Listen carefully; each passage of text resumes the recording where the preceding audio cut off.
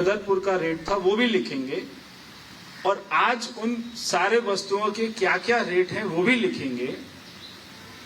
और अगर उन्होंने 15 बाय 12 का कमरा बनाया है तो हम और बड़ा बनाएंगे, 15 बाय 20 का कमरा बनाकर दिखाएंगे और हम ये बताएंगे, उसको प्रैक्टिकली ये साबित करके दिखाएंगे कि वो एक कमरा 5 लाख में कैसे बनता है।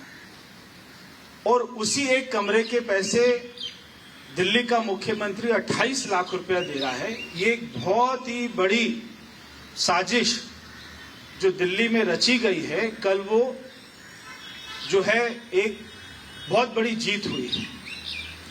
मैं आपको संक्षिप्त में बताता हुआ क्या था। जब इन्होंने 2015 में इसका टेंडर किया, पहले इन्होंने एक बिल्डिंग का टेंडर किया, तो जो इन्होंने एस्टीमेट बनाया उसका बिल्डिंग का 5 करोड़ का एस्टीमेट बनाया।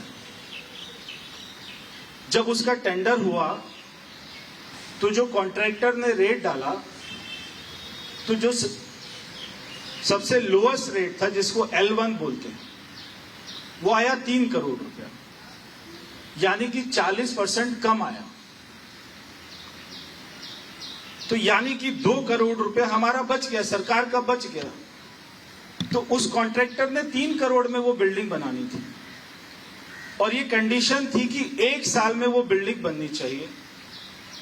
अब होता क्या है कि वो बिल्डिंग बनती है 3 साल में, तो उसको पेनल्टी लगाने की बजाय, उसका पैसा फोरफिट करने की बजाय उससे ये पूछा जाता है कि अब आपका कितना खर्चा हुआ टोटल।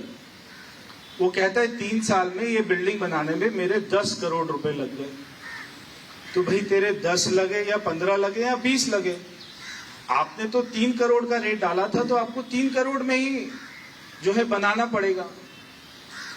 तो दिल्ली सरकार उसको 10 करोड़ की पेमेंट दे देती है। और इसके बाद अभी सुनिए कहानी कहां शुरू होती है। जो दिल्ली के उप मुख्यमंत्री हैं और जो शिक्षा मंत्री हैं, और जो इस बार जो 10th का रिजल्ट आया उसके बाद में कहीं दिखाई नहीं दिए, क्योंकि 10th का रिजल्ट बहुत खराब आया दिल्ली सरकार का, तो वो अपने अधिकारियों को एक ऑर्डर करते हैं और वो ऑर्डर कोई राइटिंग में नहीं है, वो वर्बली ऑर्डर करते हैं और उसमें मिनट्स में लिखा हुआ है मनीष सिसोदिया वर्बली ऑर्डर कि अब जितनी बिल्डिंग बनेगी वो सारी 10 करोड़ में बनेगी। अब कोई नया टेंडर कराने की जरूरत नहीं है, इसके बाद कोई नया टेंडर कराने की जरूरत नहीं, क्योंकि हमने एक बिल्डिंग में 10 करोड़ दे दिए। अब जितनी बिल्डिंग बनाई है सारे 10 करोड़ में बना दीजिए, अब कोई टेंडर नहीं कराना, बिना टेंडर के दे दीजिए, जो भी कॉन्ट्रैक्ट लेने आए 10 करोड़ में उसको दे दीजिए। यानी कि रॉ मटेरियल का रेट सेम है, सारी वस्तुओं का रेट सेम है, आप 3 करोड़ के बदले में 10 करोड़ की पेमेंट कर रहे हैं, उसके बाद में टेंडर नहीं कर रहे। चलिए मान लीजिए स्टील का रेट थोड़ा बढ़ गया, तो आप नया टेंडर तो करेंगे, वो वाले टेंडर में दोबारा से 40% 50% कम रेट आएगा, उतने पैसे सरकार को बचने चाहिए, मगर उन्होंने रेट फिक्स कर दिया 10 करोड़ रुपया।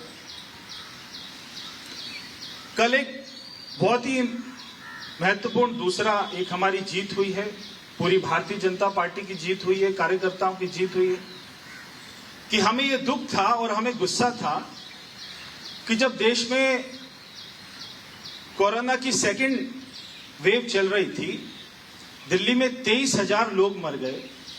उस समय दिल्ली का मुख्यमंत्री और दिल्ली का उप मुख्यमंत्री अपने कमरे में बैठकर नई एक्साइज पॉलिसी बना रहे थे कि घरों में फ्री होम डिलीवरी शराब की कैसी हो, हमारा रेवेन्यू कैसे बढ़े, 4-5 बिजनेसमैन को कैसे फायदा हो, 300 करोड़ के जोन कैसे बांटे जाएं।